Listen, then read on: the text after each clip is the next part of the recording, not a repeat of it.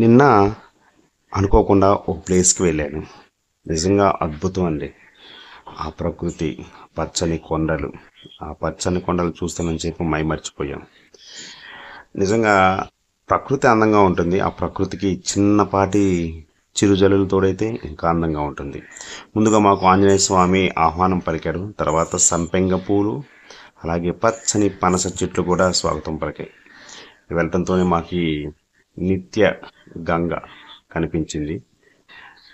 చాలా అంటే చాలా బాగుంది. ఎప్పుడు 24 గంటలు వస్తూనే ఉంటాయంట. అలా ముందుకెళ్తే ఓ శివాలయం ఉంది.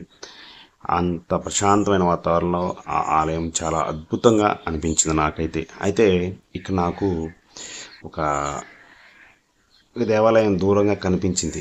అది చూస్తుంటే నాకు ఏదో ఎక్కడో చూసినట్లు అనిపించింది. సరే చూద్దామని అలా పైకి వెళ్ళాను. చూస్తుంటే ఎప్పుడో ఎక్కడో చూసినట్టు జ్ఞాపకం వస్తుంది, కానీ అది ఏంటనేది నాకు అర్థం కాలేదు. మీకు చూస్తుంటే ఏమైనా గుర్తొస్తుందా? ఏదైనా గుర్తొస్తే కామెంట్ చేయండి. సరే, మీకు గుర్తొచ్చినా, మీరు తెలిసినా మీరు ఇప్పుడు చెప్పలేరు కాబట్టి నేనే చెప్తున్నా. ఆ పాట నేను ఒక 2 లైన్లు పాడి వినిపిస్తా. పల్లవించవా నా గొంతులో, పల్లవి కావా నా పాటలు, ప్రణయ సుధరాదా